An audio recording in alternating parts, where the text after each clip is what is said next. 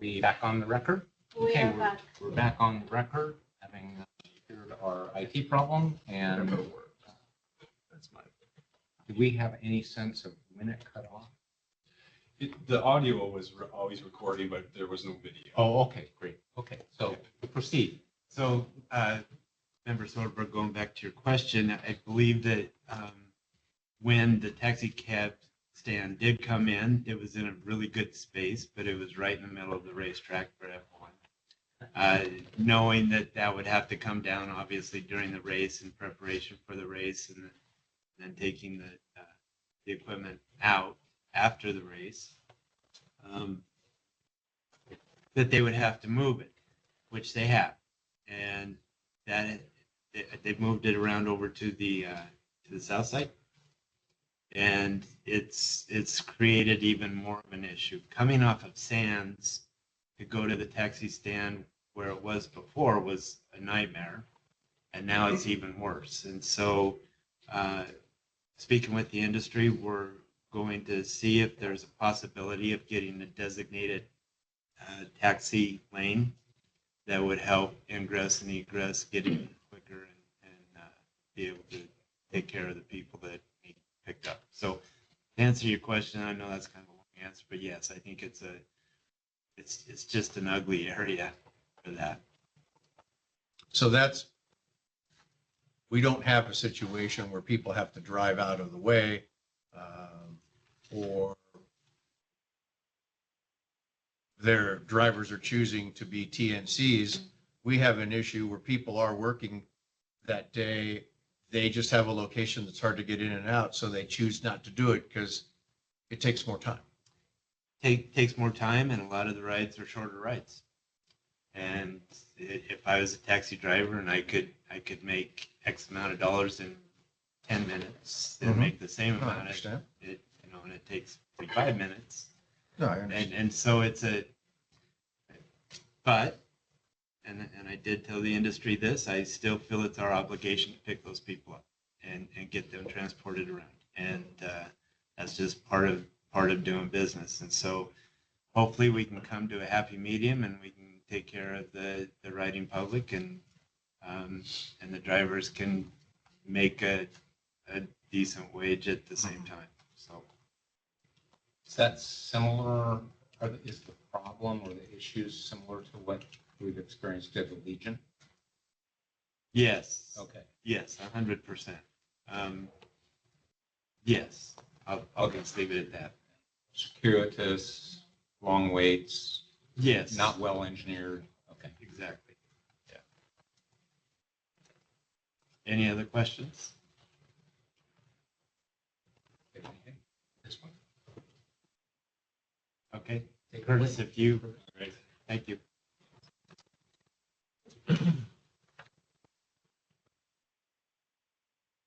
Bear with me just for a moment. You have a PowerPoint, let's share.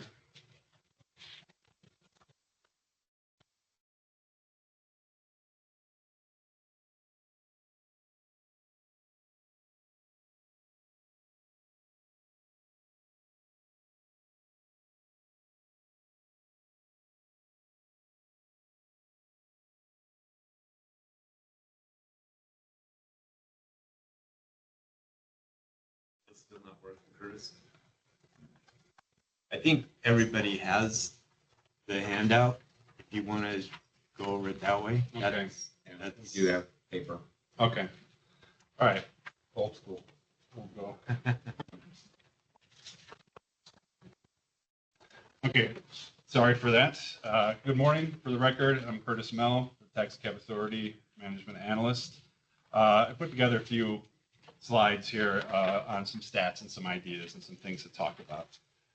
If you go to the first page, it's just a general overview of our city compared to visitor volume and taxi trips as far back as January 19th.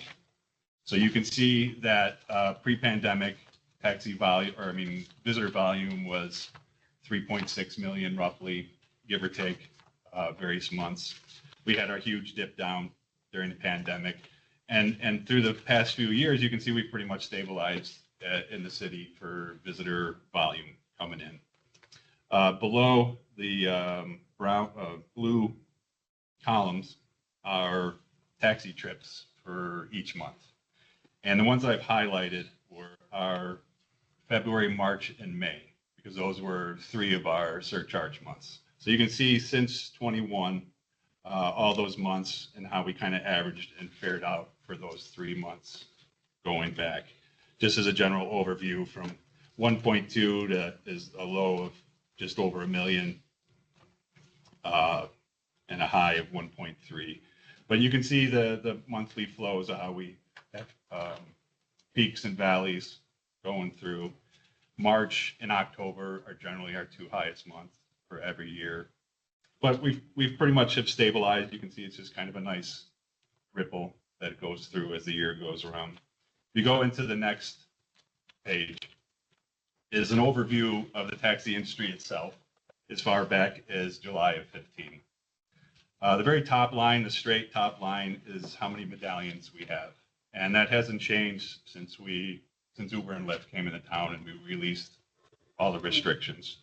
So we've been steady at 3530 that whole time. That green line that dips down is how many cabs that have been in service during those various months. And you can see after the pandemic, we had a pretty good downward of cabs as they timed out. There wasn't a lot of drivers. We started to build back up, but you can see that the last one there is 3,097, and actually this month we broke 3,100. So we are climbing back up.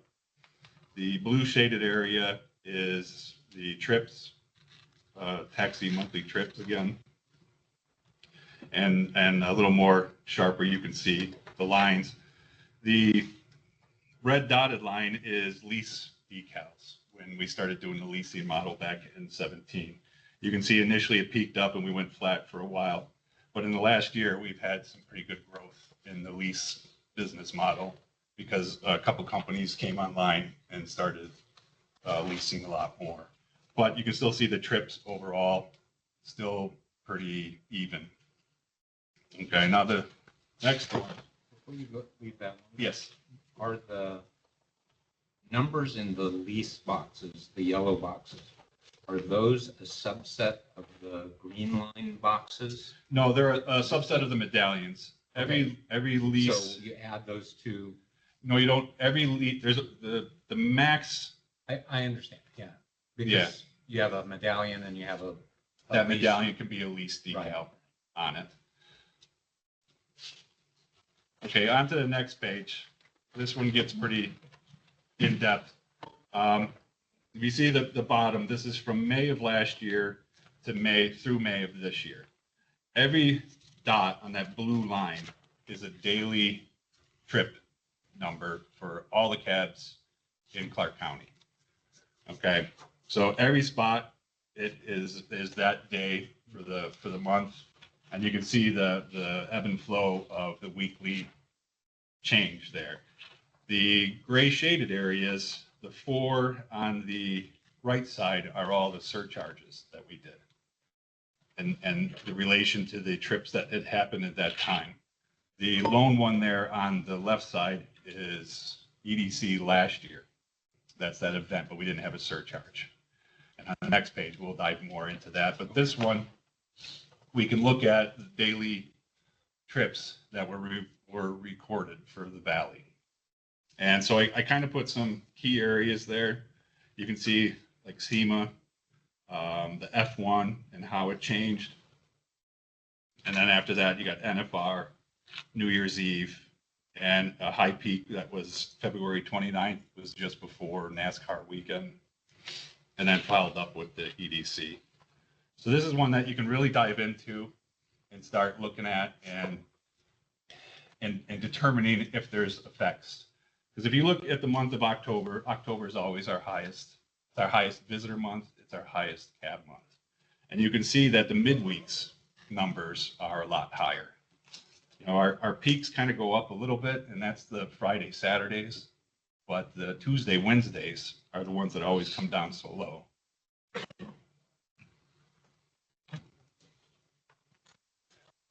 So in determining this is where really looking deep at these numbers, where you can try to figure out if the surcharges have helped, if there's areas that additional surcharges may help or not. It's hard to tell, again, because this is just completed trips. This isn't about supply and demand. This isn't tell you how many drivers there are. It's just completed trips for the whole valley. This is the only information that we get supplied to us. Okay, if you go to the next page, I broke this down since the only really good numbers I can get were last year's EDC and this year's EDC. So I did a comparison of May 23 and May 24. And the three lines you see there, you have the orange is lease drivers, the blue is employees, and the green is the combined. So you can see in the graph that there was an increase in 24. But if you go down to the numbers at the bottom, and what I highlighted there, the top row that I highlighted is the trips for the whole month. Last year, we had 1.1 million trips. This year, we had 1.2. So we had an increase of about 6.9% between the 2 years. During that 4-day event of EDC, the total trips in 23 were 177, and in 24, it was 194. So you see that there was an 8.7 increase over the year prior. But there was also an additional 400 cabs that were available to be used as taxis or to be out on the road. So it's hard to say if how much of an effect, because again, the numbers I'm giving you are for the whole valley, for all the trips for the day, not just local to EDC. But you can see that there was an increase, but to me, it seems like a smaller increase.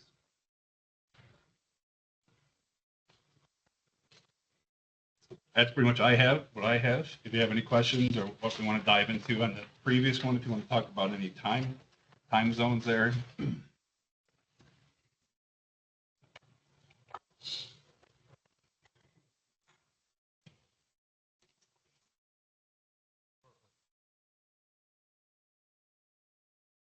So on the last slide, that the 1.78% increase, I think what you're saying is could be attributable to the surcharge, could be attributable to more vehicles. It's Or hard, yeah. Probably is cake mix of the two. It is. That's what I think. There was an increase from the year prior. 23, we had a almost 7% increase for the whole month. There were 400 additional cabs. Leasing was a bigger thing. The economy's doing better. Everything's on the upflow. The difference between those 4 days and for the month is still 15.6% or 15.9% of the volume for the whole month. So that's still pretty close to those 4 days. So that gives you that 8%. It gives you that validity that same time frame is an accurate view of the month. So the fact that is an 8% increase or 8.7 kind of tells me that the surcharge did have effect on it. But again, I'm not telling you supply and demand. That's the thing I can't tell you. I can only tell you completed trips. So, and that's where the industry will give you the heat maps that we saw and show the projection on it. But this is a good model that I have now that going forward, I'm going to keep going with, and we can keep watching these as times go forward and if surcharges work or not. I think F1 is always going to have that big dip. It's our little pandemic for the city because it's a lot of stress on stuff. But what we do, are we increasing any trips, completed trips at that time? I have no questions. No. Thank you. Mr. First of all, I appreciate Curtis spending the time that he's put into this. Statistics, I don't think always tell the full story. What was important to me is talking with the people that put EDC on. They were very happy with what happened this last year, much more so in the past. And there's contributing factors.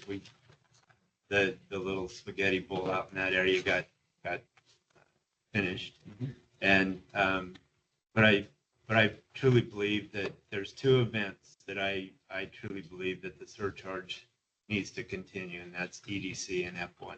F1 just because it's such a mess. It's just such a mess down here, and we do need drivers to participate during F1.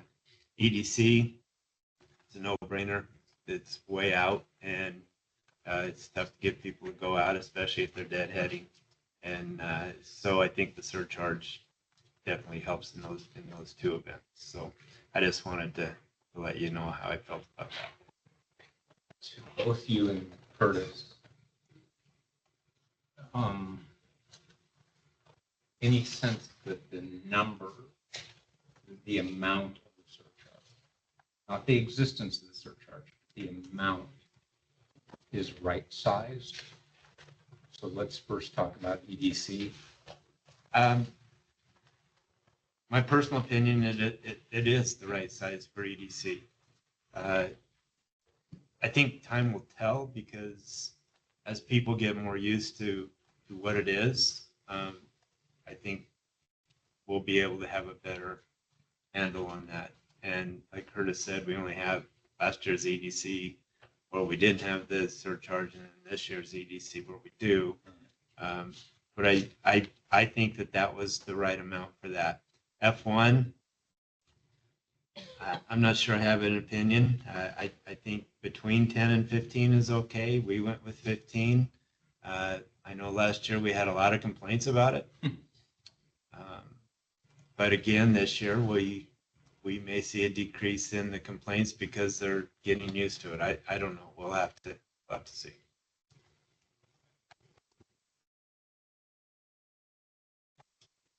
Any other thoughts on that? Raised one question. Yeah. Well, the administrator was talking.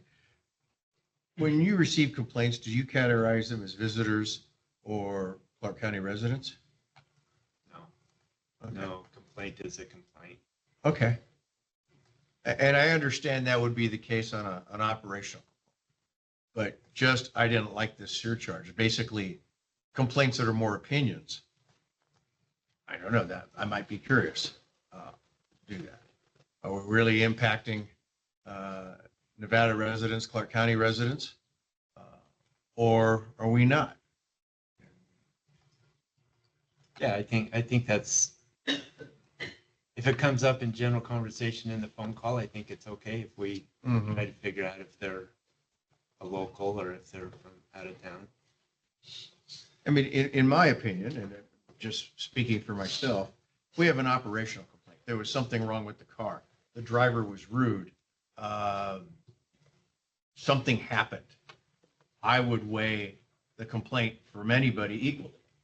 But a complaint about our policy, i.e. a surcharge, I don't know that I would weigh a complaint from a visitor as much as I would a local. Are we impacting our citizens negatively? Or are we impacting visitors in a way that, nobody likes paying it, but they also paid $20 for a $3 beer just before they got in the cab. I mean, it's expensive to come here, not like when I was young. It's expensive to come here, and it's expensive to take an Uber or Lyft during those period of times too. It probably costs more, even with the surcharge. I can, for the record, Curtis Mell, Taxicab Authority. I can attest to the complaints that we had because we reviewed them and went over them, and they were, I would say, 99% or 100% from tourists, because they came in, especially with F1, really complaints that came on because it was the first time they ever heard of surcharge, and they weren't sure the authenticity of it. So a lot of them were coming from tourists, and usually repetitive tourists, because there's, they've been here before and this has never been like that. So you can tell by the complaints that we were getting. We weren't getting their addresses or stuff like that, but we can tell by the type of complaint that we were getting that it's mostly tourists. Because EDC, there was really no complaints on it. F1 had large amount of complaints because of the first time. March Madness, we were getting a lot of tourist complaints because they didn't even know what March Madness was because there's other things going on. That's at that true. time. Okay. That's interesting. Thank you.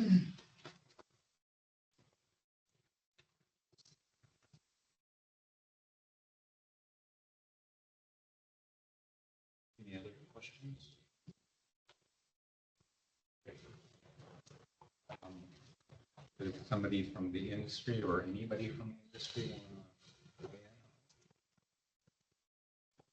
But of course.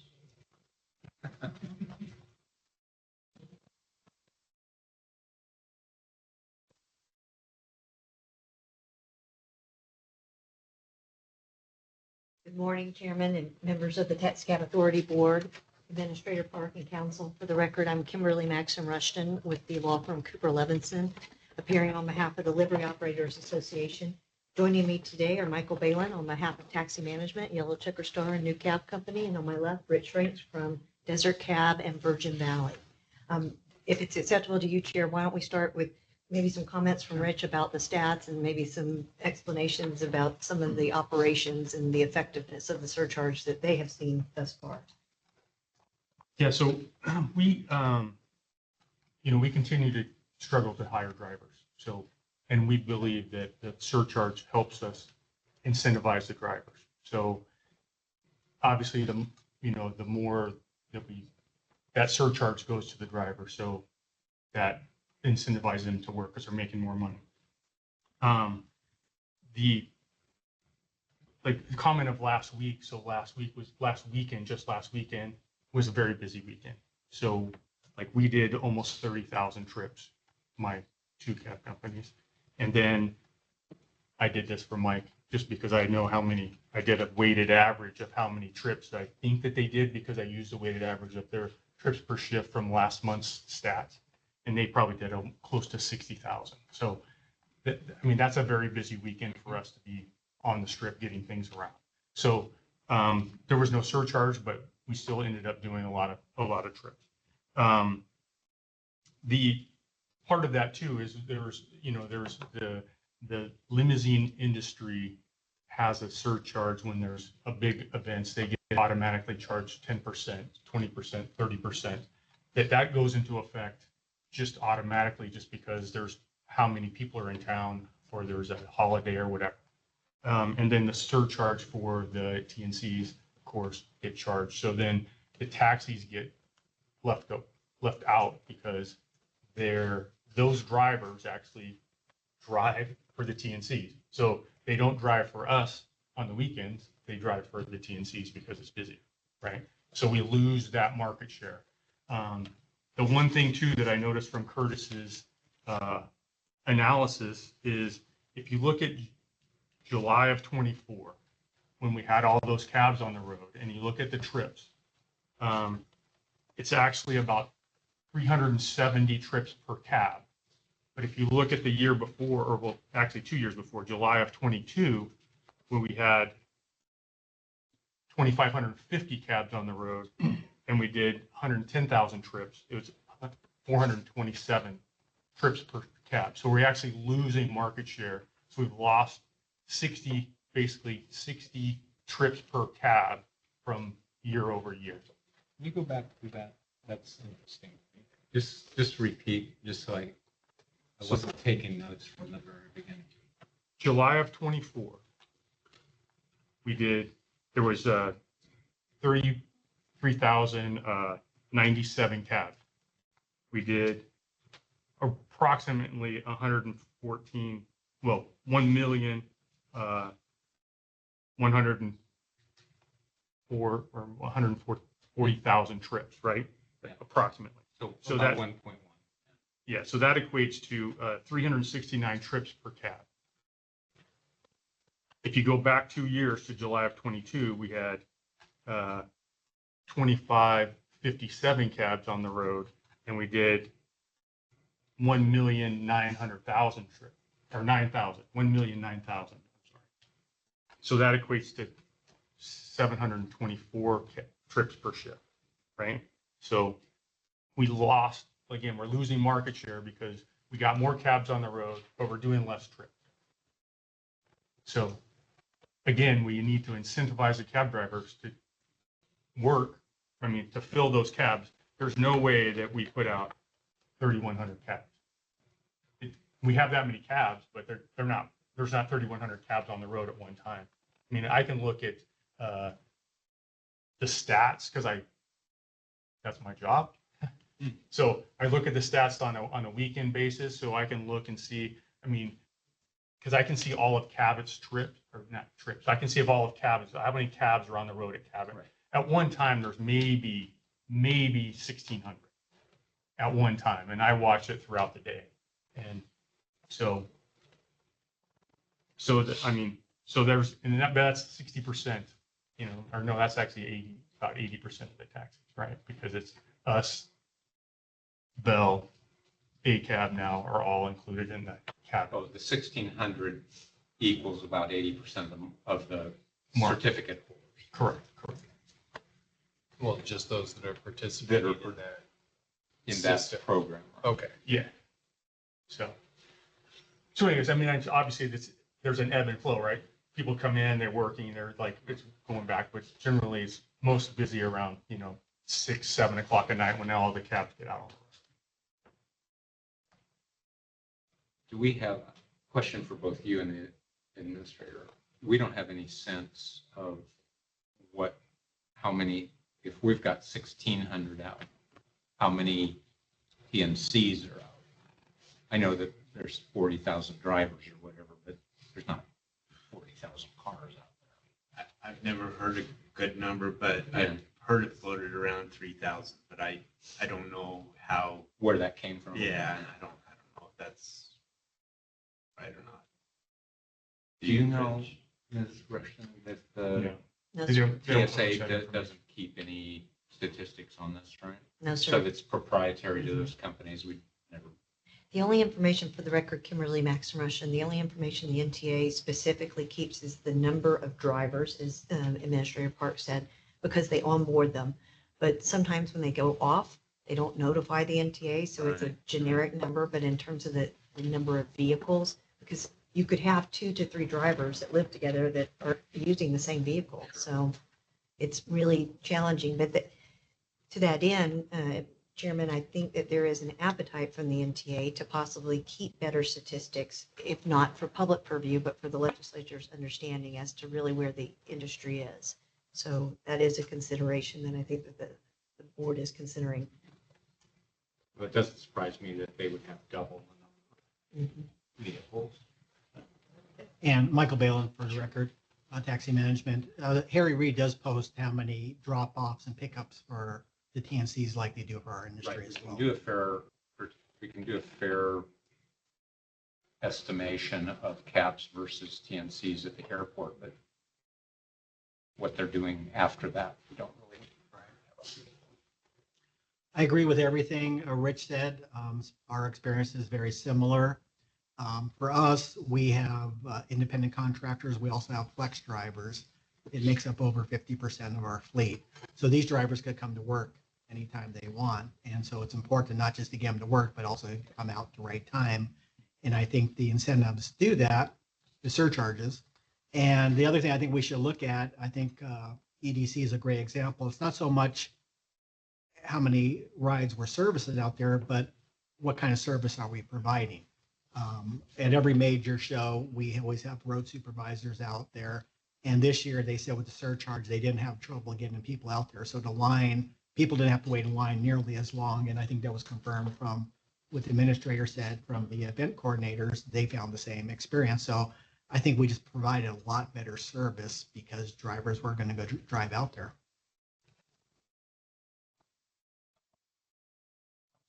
Chairman, I'd just like to note a couple of things. On the last slide that Curtis presented, you'll see a significant drop from 2015 to the present with respect to the taxi rides. That right there is indicative of exactly the impact that the TNCs have had on this industry. So I think, again, kind of taking that background in mind, one of the things that the industry would like to propose to the board and what we discussed with the administrator is that we had a very productive meeting earlier this week about the different interests, the different ways to formulate surcharges, the specifics relative to a special event versus one that is venue specific versus countywide specific. That is one of the complaints that we regularly hear from the TNCs. You have an event at Allegiant, they surcharge, but why is somebody out in North Las Vegas that is just looking to go to Aliente triple charged? That is one of the things that we have assured the administrator that's not what we're looking to do. This is venue specific. One of the things that we propose for consideration that Rich just mentioned is the fact that the NTA has approved various limo operators to have a built-in surcharge, 10% if you have an event or a major holiday and the event has to have a certain amount of attendees within a 7-day period, 20% if you have more than one event. So perhaps you have, again, like this weekend, you've got the Eagles here, the Golden Knights played, and you have the Raiders. That's significant concentration on the heels of G2E, which was a very big international conference where people come and they stay because of the travel component. So those are some of the things that we discussed with the administrator. And what we'd like to do, with your permission, is that continue the conversation within the industry, develop a proposal for you, and then bring it back next month for your consideration. And when I spoke to Ms. Webb about this earlier, is that we recognize that time is of the essence. We only have 2 more meetings before the end of the year. We'd like this to be considered as part of the 2025 special event surcharge order. And so we'd like the opportunity to meet next week with an intent to propose a draft order for staff's review at the beginning of November so that we can make the November agenda and then fully present it to you. What factors do we consider? What are the specific events that we chose? How do we determine the amount of money or the charge? And then the parameters of the time frame. And so those are things that I think, based on this last year, that the board would like to know specifics about, and we would like to present that to you and then have a more robust conversation at the next agenda if possible. Are you contemplating that your proposal, and you might be unfair at this point, you may not have gotten that far, would have both an event-related surcharge and a venue-related surcharge as the administrator? That's one of the ideas, Chairman, that we're considering. And if I could just comment real quick with respect to the sphere, and I think it's just exactly what you said, Vice Chair, is that you've got all of this construction around the sphere. You've got one taxi area. And I can tell you from experience, when you walk out of a show and people are asking where the taxi line is, those individuals at the sphere are telling you to either go to the Wynn or to the Venetian to their taxi line, or they're pointing you to the TNC line. And I've had that happen on a couple of occasions. So I think that there is also some communication there. To that end, I have called counsel for the Sands Corporation and for MSG and asked them specifically to work with us. And we also, as we indicated, see if there's a possibility to get a dedicated lane. But those are the things that the industry is trying to work on, but it's not for a lack of service or a lack of intent to serve those individuals. It's simply because the ingress and egress is so challenging. And then you pick someone up and you're taking them literally to the Wynn for $10. It's somewhat challenging, like I said, for the drivers to want to navigate that. And not because they don't want to do the service, it's the hassle of getting in there and there being zero coordination on behalf of the Sphere group. But that is something we'll work with. We'll continue to talk to the operators at Allegiant too about the situation, because that is not improving at all. I mean, it's actually to a point where people call for taxi service, and because we're a no-hill state, we don't have a place to stage. So do we tell them to go to the Terrible Herbst across the street or to this specific location? And then add in the mix of that, the pedicabs that have now come out that are operating in and around these venues specifically to get people to the various properties.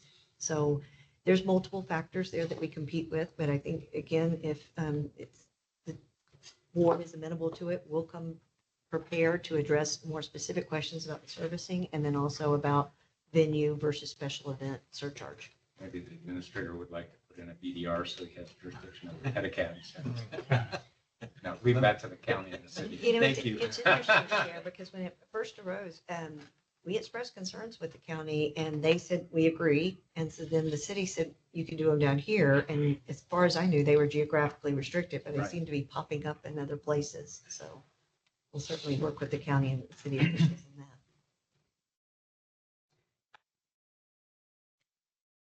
Well, I for one, am, and I've told Administrator Parks this, I think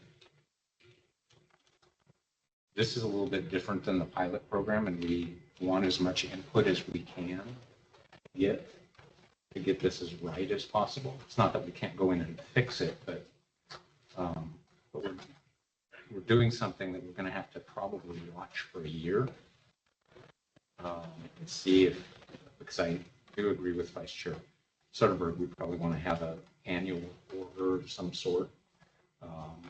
And while I need more information to know whether to be convinced, I guess, or not to be convinced, but to understand the suggestion that what's done with limos is the right thing for cabs. It's a different thing that you're buying the service for with a limo versus a taxi. So I just don't quite, it doesn't quite click with me yet. But, maybe I'm thinking about it wrongly, and I'm open to being educated.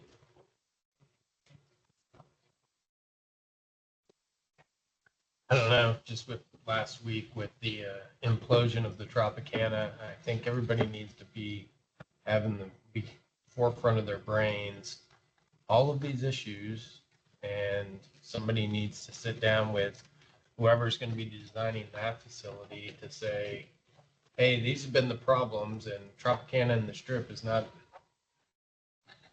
going to be any better then than it is now. It'll probably be a little bit better, but it won't be a lot better. And it seems like there was no forethought in those two venues. And now we're talking about a venue surcharge because they underdeveloped the venues and the parking and the ingress and egress. And it's because everybody had a short-sighted thought, meaning get it built, get it in, and we'll worry about How people get there afterwards. yeah, we're going to worry about that afterwards. You know, they've always talked about putting in new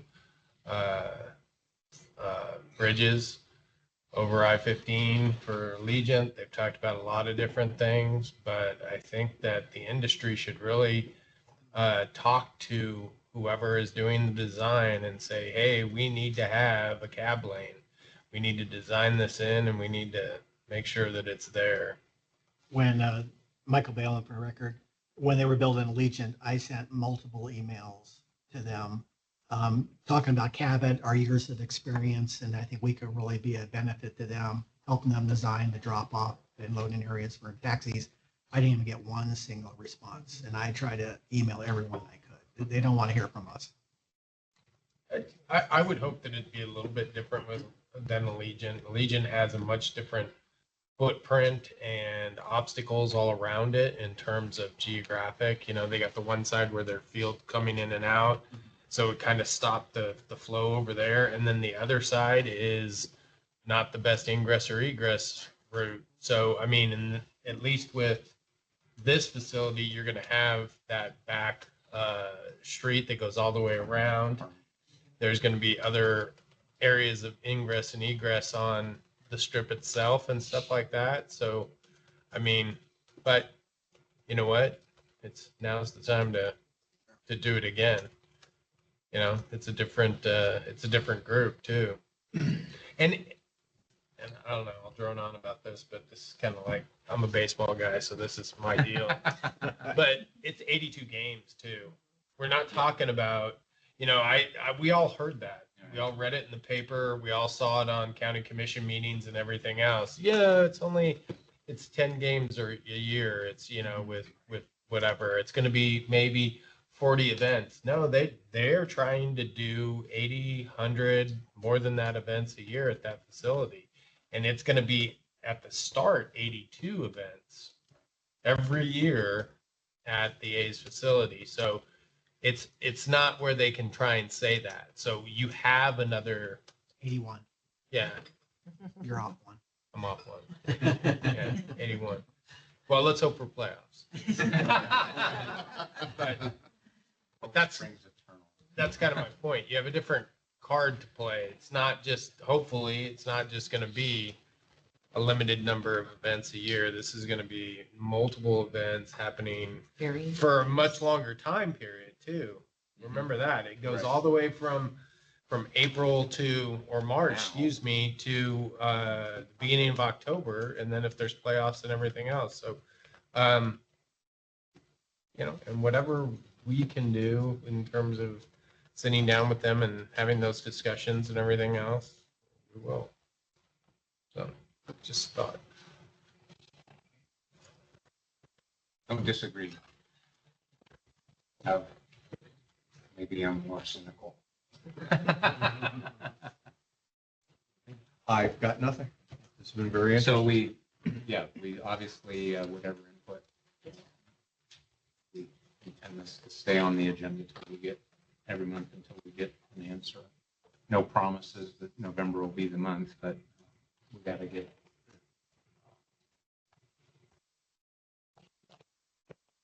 further down the road. And I know Ms. Webb has been experimenting with these orders, so.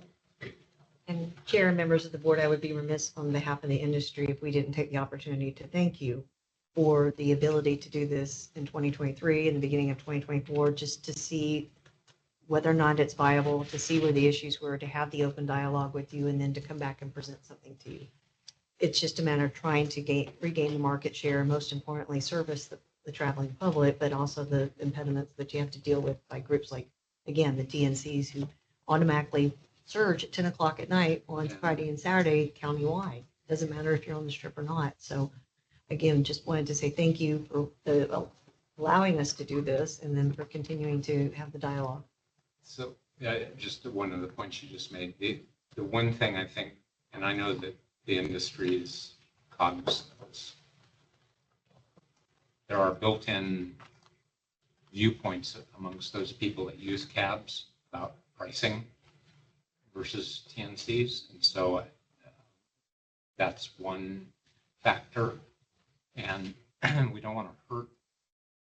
I think there's a balance, careful balance here of not hurting market share by going in the direction that that cabs are not still, not only regulated, but a better value per mile. And that's the balance in the back of my mind, that and availability to the traveling public. So I think there's a lot of moving parts for us that don't exist for the TNCs because they're just what the market will bear. That's my view of the business model. Okay, great. Anything else before we conclude this matter? Okay, great. Thank you very much. Anybody else in the room want to weigh in before we leave agenda item 5?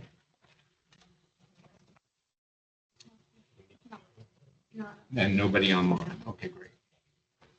That'll take us to agenda item 6. As this is for review and consideration of extension for good cause under NAC 706-982 subsection 3 to 120 days for the issuance of an advisory opinion. We granted this advisory opinion last month. Our regulation requires that the opinion issue within 60 days unless we find good cause to extend that period. And the 60 days will run before our November meeting, even though we may be closing in on this effort. So my view, I asked that this matter be put on the agenda so we would be in compliance with the regulation, and I'm recommending that we find good cause for the additional time to complete the opinion within the time periods that are set forth in our regulation. Entertain any questions? I have no This is questions. my- I'd be willing to make a motion. Okay, great. So moved. Second. It's been moved and seconded. Any comments? Staff comments? Okay, great. All those in favor signify by saying aye. Aye. Opposed? None. Agenda item 7, staff reports. Mr. Park. Thank you, Chairman. I'll try to go through these fairly quickly. I think as we continue to see the leases in the industry, it shows that the rides are, like Curtis said, averaging out, and I think the leases have helped that. There, in my opinion, there's good and bad to the lease program, but I think there's more trips because of the leases. The revenue per trip, again, from last year, there was, the gas tax was on, fuel surcharge was on last year, and it's not on this year, and I think that's probably a lot of what you're seeing here. Again, July was really, really hot, even August, and I think Las Vegas wasn't as busy as it usually is.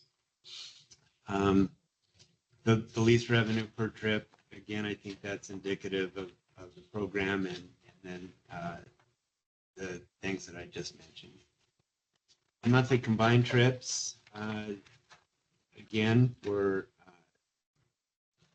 up the last couple of months. I think October is always, like I said, a good month for travelers to come to Vegas. Temperatures are better, more things are starting to happen, and so I think that's why you're seeing that.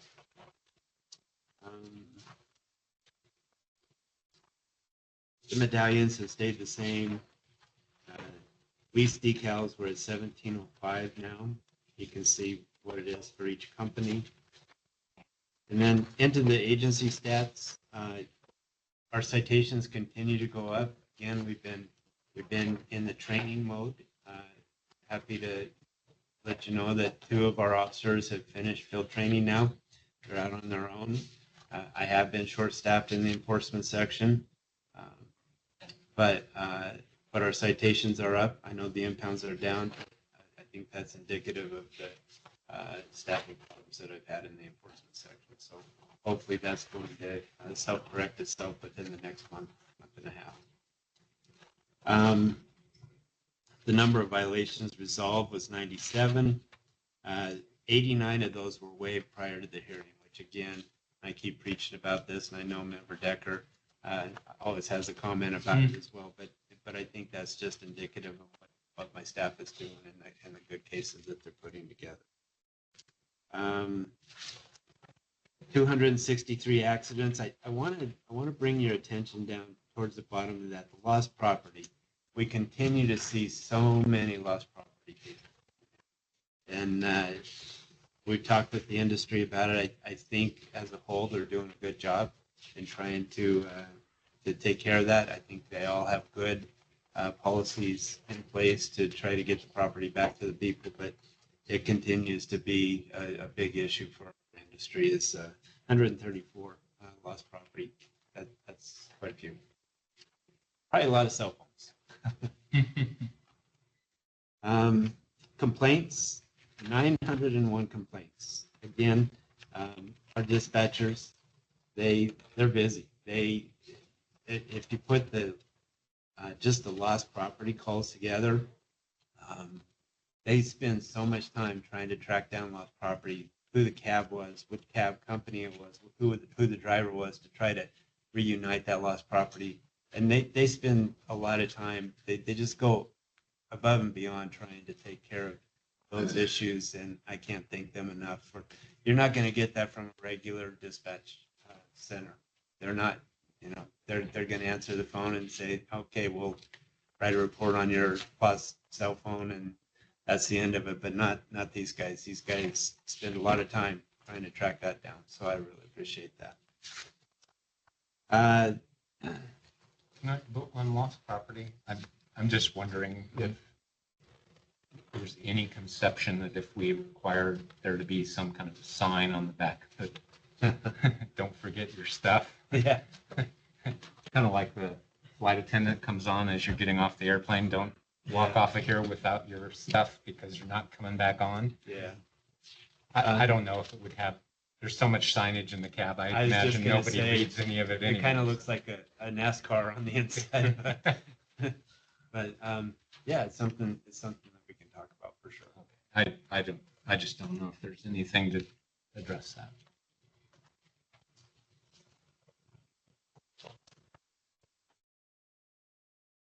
Go ahead, I'm sorry.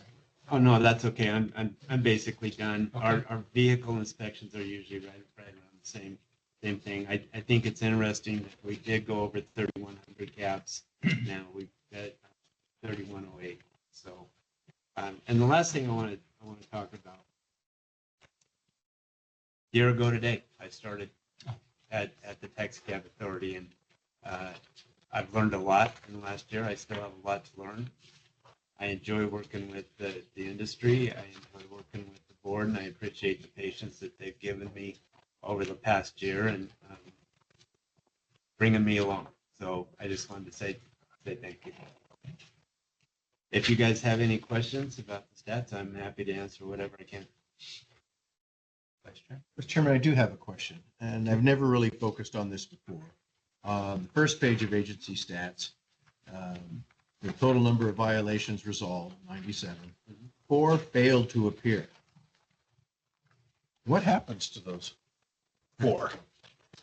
Well, their driver permit is suspended, and they don't get it back until they come in and take care of the issue at hand. Okay. So there is a consequence to that. There is. I know that I spoke with our administrative attorney about other possible remedies as well, but as of right now, that's what it is. Okay. Yeah. Which is significant if you're still driving a cab. If you left the business, you don't care, but Right. if you're still driving a cab and all of a sudden you show up to work one day, oh, no, you get suspended. Correct. Okay. Yeah. Thank you. So we had 1 impound this last month. We did, yeah. I'm gonna goes to Member Becker today. So what? Thank you. Member Becker. I've kind of missed that. So did we have, last month, I think we talked about joint operations with the NTA to Yes. start doing UPTs. I've been approached by a couple of members of the industry about that being the problem, and Yeah. Remember Chair Reeser and practices in the area of gaming. I practice in the area of cannabis and everything else, and in both of those areas, the gray areas is where the industry is hurt by that sort of thing. So that was something that was raised to me. I just wanted to see if there was any update on those joint efforts and when those were going to happen and how we were going to do them, and especially because we've got some big events coming up. Sure. So a couple of things. Both agencies, the NTA and our agency, we don't have a lot of enforcement investigators. When those enforcement investigators go out, the people doing illegal transportation, they recognize them right away. So even combining those two, those people are still going to be recognized by the people that are doing illegal transportation. So we try to come up with unique ways of catching the illegal transporters. Just yesterday, I received a contact information from another state agency that we're going to, and I don't want to say who it is, but that we're going to start working with to, we're going to have a little training class, show them what we need to do sting operations. So we will have some fresh faces coming out that way. We are meeting and working with the NTA during F1. We've already got schedules made up for the combined effort that we'll be doing during the F1 race. So yes, so we are working with other agencies. Member Decker has also talked about us combining forces with some of his people, but trying to get fresh faces out there where people don't see who we are. Those illegal operators are out there every night too, and they get to know who we are, where our cars are. They have pictures of us. I've actually seen pictures of our investigators from illegal operators when we've impounded them. So it's a definite balancing act of trying to take care of it. I know it's a problem. I know the industry is really interested in how many impounds we get or don't get, but it is an ongoing process that we're trying to take care of.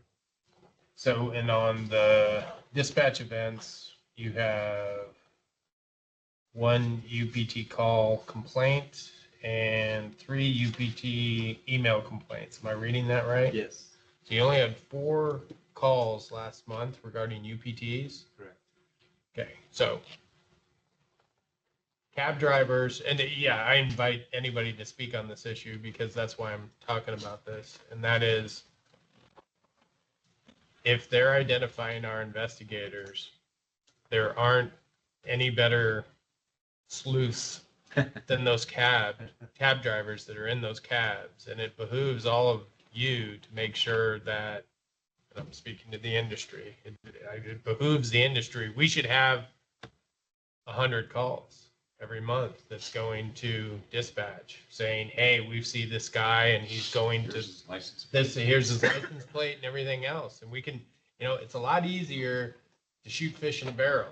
You get a license plate number, and then we're not having to put all of our investigators out on the street. They don't have to see their faces. We don't have to worry about pictures in cars, because the cab drivers have said, hey, this is the guy, here's his license. And then we go and get video and everything else of the drop off and that sort of thing from the hotels. And we go and pick him up at his house or wherever this car is registered. So it's a little bit easier. I get it. You want to get them while they're doing it too. Sure. But it kind of takes that, what's the face of the action out of it. Yeah, and I'll let Desiree speak first, and then I have a comment as well. Desiree Dante on behalf of Lucky Western and Nellis Cab. Our drivers complain constantly. They do have videos, they have pictures. Downtown is a very big problem. They call dispatch, and dispatch tells them, unfortunately, there's nothing we can do. I actually emailed some pictures to the administrator because there's Escalades now downtown that have fake taxi signs on taxi tops on the sign. And there's about 4 or 5 of them. And our drivers kept sending me pictures. They're like, what can we do? We try and report it. And they say there's nothing they can do. So I did email you that. I could send you probably 15 more of pictures, license plates, everything. But our drivers are frustrated because they're loading right in front of them. They call for help and they're told there's nothing they can do. And Desiree's exactly right. Again, it's an issue for us. Part of the problem is our staffing issue that we have going on. That's the first I've heard that our dispatch is saying that there's nothing we can do. Because there is stuff that we can do. Each one of those complaints are assigned to an investigator to follow up on. And I'll double check to make sure that those are getting followed up on. But it is a couple of things. Just because somebody calls and says that this is an illegal driver doesn't always mean that they are an illegal driver. More stuff needs to go into an investigation to figure out, 1, are they illegal? And 2, do we have enough evidence to cite them or impound them? I don't have a problem going into neighborhoods and taking somebody's car if we can put a case together and do that. That does take time. It does take an investigation, and our investigators do follow up on those. Again, I apologize if you're being told that. I will check into that, but there is stuff that we can do. And I know that the dispatchers also get frustrated because we don't have an officer available right then at that time. And it would be great to dispatch somebody and have them go right out and take care of that, but that's not a reality right now. Thanks. I guess if downtown's the issue though, you can have somebody that's downtown. It's only a couple of blocks. Yes. Yeah, no, downtown is an issue. It's an issue all over on the strip too. I mean, it's everywhere. I can tell you that we are instituting a bike program for our guys to be able to get around a lot easier. The TA had a bike program at one time. We still have the bikes. They just need to get tuned up, and our deputy has already started that process. So as soon as we can get the bikes up and running and get all the equipment on them, and we have some certified people already, that will allow us to get out and around a lot easier too. More to the pedicabs. Man, yes. Anything else? That's it. Anything else? No questions. Great. Ms. Webb, anything for us? Ag? Any future agenda items other than we'll continue to put the surcharge on and the advisory opinion will come back to us here. Okay. Hearing none. That takes us to agenda item 8, which is our second public comment session. This matter is on our agenda for members of the public to address the board on matters within our jurisdiction. We cannot take action on what's brought to our attention today, but we welcome any public comment. Is there any member of the public who wish to comment present in the room today? Seeing none, is there any public comment or remote? Hearing none, we will close agenda item 8, and that brings us to adjournment. Is there any objection? No objections. Then I'll take that as we are closed. Thank you, everybody. Thank you. Did you get